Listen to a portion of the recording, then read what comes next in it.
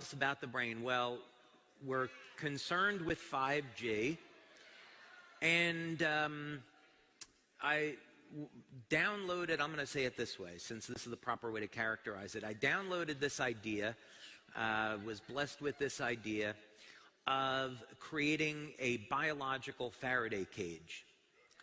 And so years ago, we had developed in our labs a device to block the radiation that was coming off of cell phones. And we sold that product for a few years, but then it became very, very evident that this was not going to be a long-term solution to this problem.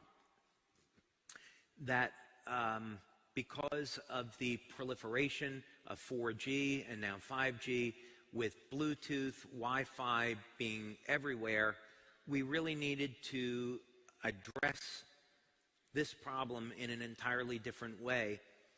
And I started to think about, is it possible that human beings were meant to be upgraded as a way of addressing future challenges? So, in other words, the idea is kind of interesting from the sense that human beings have been able to adapt and survive for at least thousands of years.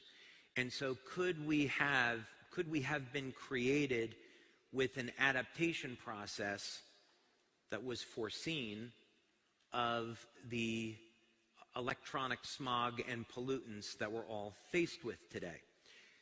So if we wanted to block electromagnetic signals, the way that we would do that is we would take a device and we would put it in a Faraday cage. And so a Faraday cage is generally something like a copper screen which is grounded, and you put a cell phone inside and it can no longer receive a signal, communication. That radiation is blocked.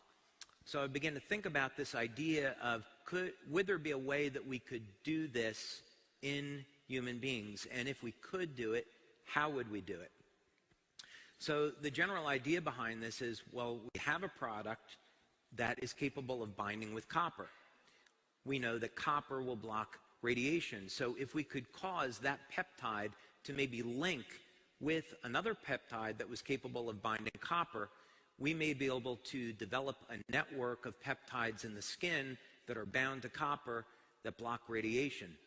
And so what we may find as a result of the combination of X39 and X49 is that it reduces a person's susceptibility to things like 5G. We have some preliminary evidence that this works.